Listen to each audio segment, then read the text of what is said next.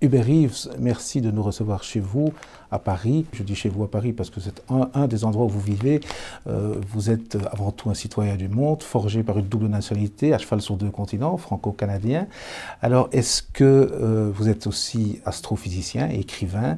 Vous avez vulgarisé beaucoup d'ouvrages scientifiques et vous êtes passionné par la biodiversité. Vous avez été aussi un écologiste avant l'heure. Alors, qu'est-ce qui vous fait bouger? Qu'est-ce qui motive votre action?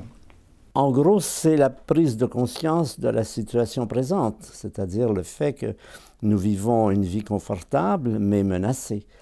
Tous les compteurs sont au rouge, comme on dit, et ça, nous nous rendons compte. Nous avons tous les jours des mauvaises nouvelles sur tel ou tel plan, sur tel ou tel domaine, et on s'aperçoit très bien que ce qui se passe, si on continue à le poursuivre, ça pourrait aller très mal.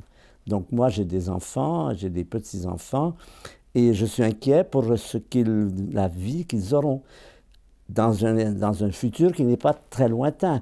À l'échelle de 30 ans ou de 50 ans, personne ne sait comment cette planète sera dans 30 ans ou 50 ans. Ce n'est pas des distances des temps astronomiques, on ne dit pas dans des millions d'années. C'est à des périodes où mes petits-enfants seront vraisemblablement encore en vie. Ceux qui sont petits, 50 ans, ce n'est pas énorme. Donc c'est ça qui me pousse beaucoup. C'est cette inquiétude par rapport au développement de ce qu'on voit autour de nous, de la détérioration de notre environnement, enfin tous les trucs que vous connaissez, le réchauffement climatique, ce qu'on appelle la litanie, l'acidification de l'océan, tout ça, on en a maintenant une liste impressionnante et éminemment crédible. Il est trop tard maintenant pour douter de cela, ça paraît même très très vraisemblable. Donc c'est ça qui me pousse, c'est cette inquiétude qui me pousse. On va reparler de la biodiversité tout à l'heure, mais au départ, qu'est-ce qui vous a amené vers les sciences? Oh, ça, c'est une passion d'enfant. Je vivais au Canada dans une famille où mes parents avaient une véritable vénération pour la nature. Nous vivions près d'un grand lac, près de Montréal, où il y avait d'immenses marécages, où je passais beaucoup de temps. Et dans ma famille, l'idée de la nature, les maisons d'oiseaux, tout cela, c'était très, très présent. Ça faisait partie de la famille. Donc j'ai eu la chance, pourrait-on dire, d'avoir des parents qui m'ont inculqué cet amour, et non pas simplement par des discours, mais aussi par des actes.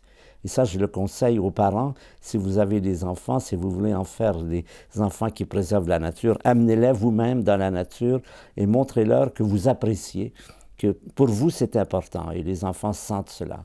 Alors, la nature, c'est évidemment avoir les pieds bien sur terre, mais qu'est-ce qui vous a poussé à regarder vers le ciel et à vous intéresser aux planètes? Ben, la nature, c'est aussi les étoiles, c'est aussi les planètes. À cet endroit où nous vivions, nous avions un horizon très dégagé et on voyait très bien les couchers de soleil magnifiques, les étoiles, la nuit.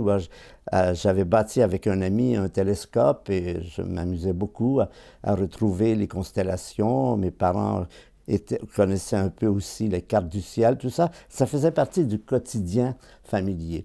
Donc, quand est venu le temps de faire des études, ben, pour moi, c'était tout à fait naturel de choisir la faculté des sciences. Vous avez une éducation religieuse. Est-ce que la science a remis en cause cette éducation? En d'autres mots, est-ce que foi et science, c'est compatible? Alors, ce qui a remis en cause la religion, ce n'est pas tellement la science, c'est plutôt des réflexions que j'avais, qui se passait comme ceci. C'était très catholique. On m'enseignait, les chrétiens, nous avons la vérité, nous avons la chance d'avoir reçu le message du Christ et tout ça, et je vivais ça très bien. Mais je me disais, je posais les questions, mais je disais, mais les Chinois, eux, ils n'ont jamais reçu ce message. Ah oui, mais ça viendra, ça viendra. Et tout ça m'a paru très provincial tout d'un coup. Je me suis dit, si j'étais né en Chine, qu'est-ce qu'on m'aurait dit quand je posais cette question? Est-ce qu'on m'aurait dit, c'est nous qui avons la vérité et les pauvres autres membres de la population humaine, ben ils n'ont pas eu de chance. Tout ça m'a paru horriblement provincial. Et à la longue, je me suis dit, bon, c'est une foi, mais il existe beaucoup de foi différentes dans le monde et il faut voir un peu au-delà de ces créneaux. Quoi. C'est ça qui. Alors la science, non, la science ne m'a pas causé de problème, bien sûr, mais non, c'est plutôt ça. C'est plutôt ça qui m'a amené à une position plus élargie, par exemple, où je ne suis plus pratiquant d'aucune foi particulière, mais je crois beaucoup à une interrogation sur le monde, ce qu'il y a sur le sens des choses. Je n'ai pas de réponse, mais cette interrogation m'est très importante. Mais vous avez encore une croyance en Dieu ou pas du tout? Alors, bon, on va aborder cette question autour du problème dont vous allez parler tout à l'heure, qui est celui de la création. La création, telle qu'on l'a définie, elle pose au départ l'idée qu'il y a eu une création. Qu'est-ce que ça veut dire une création? Ça veut dire qu'il y avait un temps où il n'y avait rien, puis tout d'un coup, il y a eu quelque chose. Quelle preuve avons-nous du fait qu'il y a eu un temps où il n'y avait rien? Aucune preuve. C'est purement une création de l'esprit humain. Tout ce que nous savons, c'est que notre univers est très ancien. Il date d'au moins 14 milliards d'années. C'est tout ce que nous savons. Qu'est-ce qu'il y avait avant? Nous n'en savons rien. Donc, ce thème de création, pour moi, c'est aussi un terme inventé par les humains. Voilà, donc c'est pour ça que je ne vois plus cette nécessité. Alors, pour ce qui est du problème plus général de Dieu, je dirais ceci. En observant les différentes religions qui sont sur la Terre, et il y en a partout des religions différentes, on s'aperçoit qu'il y a de grandes différences entre ces messages. Par exemple, si vous vivez en Europe, vous croyez, vraisemblablement, vous êtes chrétien, vous croyez qu'il y a un Dieu, et ce Dieu est un Dieu personnalisé. C'est une personne. Vous pouvez lui parler, vous pouvez prier. Vous êtes convaincu quand vous priez qu'il y a quelqu'un au bout de la ligne, comme on dit. Si vous étiez né en Chine, on vous aurait dit qu'il y a un grand principe qu'on appelle le Tao, organisateur, mais ne perdez pas votre temps à le prier parce qu'il n'y a personne au bout de la ligne. Alors, le fait d'avoir des réponses si différentes, comment expliquer que des êtres humains en différents lieux de la planète aient eu des conceptions si différentes de ce que peut être ce Dieu? Alors, ma réponse, c'est ceci. Nous sommes les humains, une espèce parmi des millions d'autres sur notre planète. Chaque humain a développé, chaque espèce a développé sa façon de vivre, c'est-à-dire son intelligence. Les intelligences, par exemple, vous avez un chat. Votre chat, vous n'auriez pas l'idée de lui enseigner la géométrie. Parce que vous pensez bien que même si vous le trouvez très, très intelligent, vous doutez fort du fait qu'il puisse comprendre la géométrie, vous doutez même du fait que ça l'intéresse.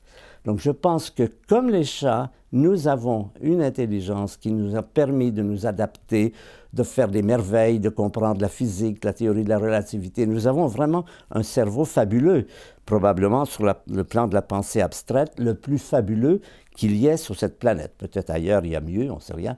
Mais cela me permet de penser que, comme notre chat, nous sommes limités. Et que le problème que vous posez de qu'est-ce qu'il y a au-delà, y a-t-il un Dieu, y a-t-il quelque chose, y a-t-il un grand principe, etc., je pense que ça nous dépasse. Il faut admettre que, comme les chats, nous sommes limités. Et celui-là, la raison pour laquelle nous avons tant de réponses différentes, incompatibles. Vous ne pouvez pas être à la fois une personne et pas une personne. Je pense que pour moi, ça marque nos limitations. Donc, c'est ma réponse personnelle à cette question. Cette question m'intéresse, mais je pense qu'elle nous dépasse. Vous avez parlé du commencement du monde sur le Big Bang. Est-ce que le Big Bang, c'est le moment zéro de l'univers? Est-ce qu'on peut dire ça? Non, on ne peut rien dire de tout cela. Tout ce qu'on peut dire, c'est que nous savons qu'il y a une histoire de l'univers. Nous avons des preuves qu'il y a eu du passé, des étoiles, des galaxies, tout ça. Nous savons que cette histoire, nous pouvons la retracer, comme des historiens, jusqu'à 14 milliards d'années dans le passé. Nous savons qu'à ces 14 milliards d'années, l'univers était extrêmement chaud, extrêmement dense, extrêmement lumineux, ce qu'on appelle le Big Bang. Nous n'avons aucune information de ce qu'il y avait avant, ni même s'il y avait du temps avant. Donc, moi, plutôt que de dire le temps zéro, je dis c'est l'horizon. Quand vous êtes au bord de la mer, vous voyez de l'eau jusqu'à l'horizon. Vous ne voyez pas d'eau au-delà de l'horizon. Vous ne vous sentez pas capable de dire qu'il n'y a pas d'eau parce que vous n'en voyez pas. Vous dites simplement, je ne peux pas dire s'il y a de l'eau au-delà de ça. Pour ce qui est de l'univers, nous voyons que l'univers dure depuis au moins 14 milliards d'années, mais nous n'avons aucune preuve qu'il y avait quelque chose avant, ce que j'appelle un horizon. Donc il faut toujours admettre de ne pas remplacer, de pas mettre des affirmations là où il faut mettre des points d'interrogation. Une phrase va peut-être vous faire bondir. On dit des chercheurs qui cherchent, on en trouve. Un chercheur qui trouve, on en cherche. L'Université catholique de Louvain a placé sa rentrée académique 2016-2017 sur justement les aventuriers de la recherche qu'ils appellent les saventuriers. Je vous propose de regarder ce reportage.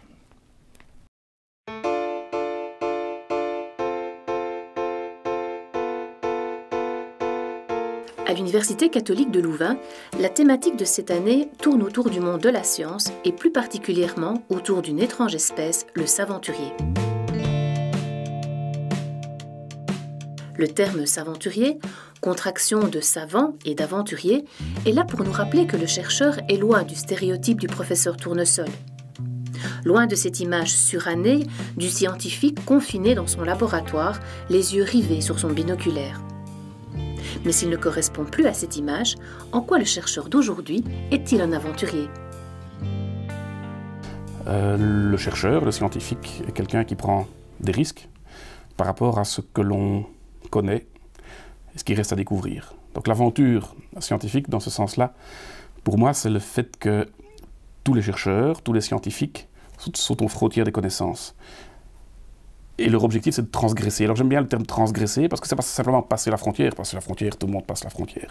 Transgresser, ça veut dire aller au-delà où, quelque part, on n'est jamais allé. Donc le scientifique, c'est ça son métier, en fait. Hein. C'est de traverser, de repousser cette frontière, et c'est risqué.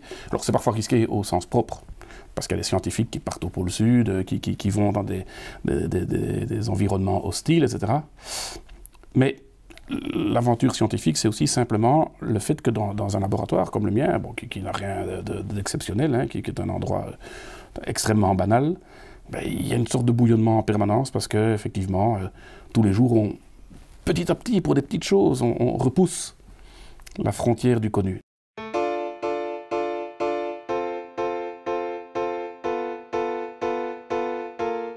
Un bon exemple de ces chercheurs est le professeur Sophie Lucas. Pour elle et pour ses collaborateurs, les journées sont loin d'être de tout repos. Pour les étudiants, par exemple les étudiants doctorants, les chercheurs qui pratiquent vraiment la recherche au quotidien, la journée est souvent très agitée. On court partout, on fait des expériences, on passe beaucoup de temps à les interpréter, à récolter le matériel nécessaire pour les mettre en place, à penser aux suivantes. Quand on devient un peu plus senior, c'est mon cas, la journée type change radicalement. Moi, je passe beaucoup plus de temps à écrire. Je décris des projets pour lesquels je sollicite des financements. Je décris la manière dont j'ai utilisé les financements que j'ai obtenus. Mais ce n'est pas la partie la plus passionnante de mon travail. La partie la plus passionnante, c'est quand justement j'interagis avec les étudiants qui travaillent avec moi, qu'on commente le résultat pour essayer de définir ensemble les étapes suivantes de notre recherche, prendre un peu de recul par rapport à la signification de ces recherches. Et donc ça, c'est la partie vraiment très intéressante. La recherche est un travail de déduction, de réflexion. C'est une espèce de bouillonnement intellectuel permanent que je trouve vraiment passionnant et c'est ça qui m'amuse, c'est d'essayer de comprendre le monde qui nous entoure. Pour être un bon chercheur, il faut être très créatif. C'est comme ça que ça fonctionne dans notre domaine. On est inspiré par quelqu'un et les résultats de ces recherches nous ouvrent la voie vers de nouvelles questions qui nous intéressent aussi. Et on transmet comme ça cette recherche de connaissances d'une génération à l'autre. La recherche, c'est passionnant, mais c'est une passion dévorante. Il faut être prudent avant de se lancer dedans parce que c'est parfois un parcours très difficile. Mais si vous avez cette petite flamme de curiosité qui vous anime, alors lancez-vous. Vous n'en aurez probablement pas beaucoup de gratification de la part du grand public, mais par contre, vous aurez l'occasion d'avoir quelques petites satisfactions qui viennent de l'intérieur au moment où on fait un pas dans la compréhension de quelque chose. Et ces satisfactions qui se construisent à l'intérieur, elles sont d'une intensité absolument exceptionnelle.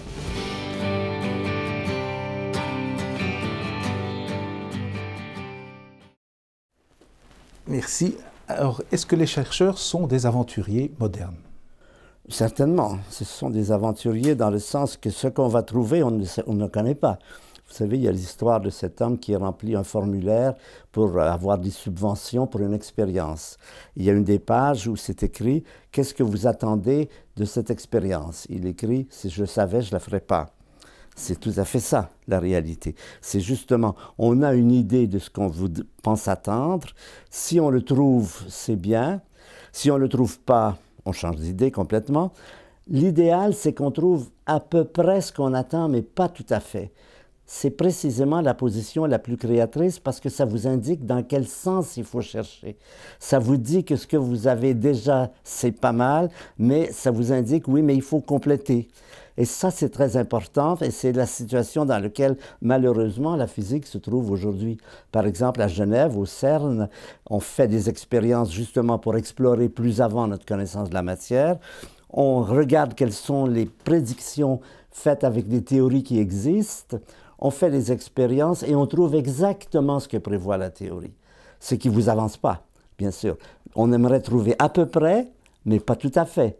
Alors, chaque fois que ça marche bien, qu'on trouve bien les résultats prévus, au lieu de dire « formidable », les gens disent « ah ben tant pis alors, on va être obligé de recommencer ».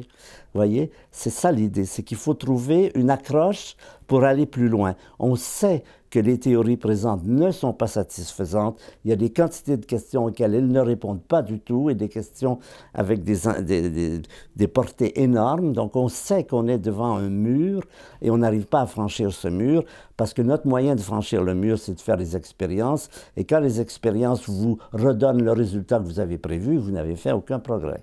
Nous allons en arriver maintenant à la dernière partie de cette émission. Il y a votre combat actuel pour la protection de l'environnement. Je vous propose de visionner un reportage sur la biodiversité et nous en parlerons tout de suite après.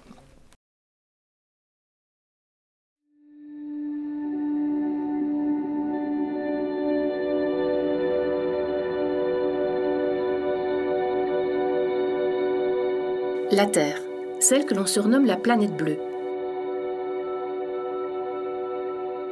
Au fur et à mesure que l'on s'en approche, un bleu qui se décline en une multitude d'autres couleurs, de reliefs ou de paysages. Des milieux d'une variété incroyable et qui vont permettre à une infinité d'espèces végétales et animales de se développer et de se reproduire. Une vie multiforme. L'ensemble des êtres vivants qui la peuplent forment ce qu'on appelle la biodiversité.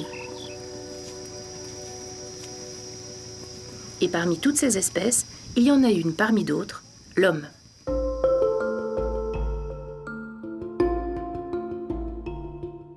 L'homme pense que la planète est inépuisable, qu'elle continuera à lui donner sans limite de quoi vivre. Mais ce n'est qu'un rêve, et déjà, il s'en rend compte. La révolution industrielle lui a offert des pouvoirs infinis. Mais très vite, la pollution, la destruction, l'urbanisation, la surexploitation modifient l'équilibre de la Terre à une cadence sans précédent.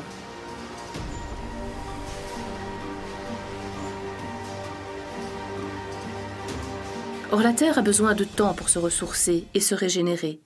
L'homme ne lui en laisse pas l'occasion. Du coup, des centaines d'espèces disparaissent et tout autant sont menacées. La disparition d'une espèce entraîne celle d'une autre, une véritable cascade qui, à terme, menace l'homme lui-même. Si un jour l'abeille disparaît, disait Albert Einstein, il ne restera à l'homme que 5 années à vivre. Or, les abeilles ont bien du mal à résister. En fait, nous oublions trop souvent que la nature nous est indispensable. Elle est un véritable réservoir et pas seulement qu'alimentaire. Prenons la mer par exemple. La pêche à elle seule représente plus de 100 millions de tonnes de nourriture au niveau mondial.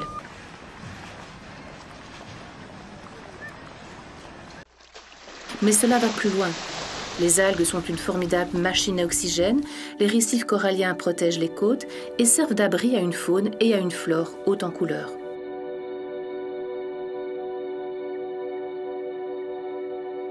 Tout comme les forêts qui fournissent le bois, mais stockent aussi le carbone, absorbent l'eau et la rediffusent.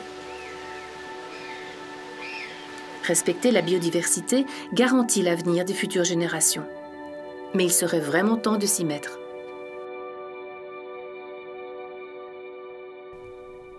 Vous avez été président de l'association Humanité et Biodiversité.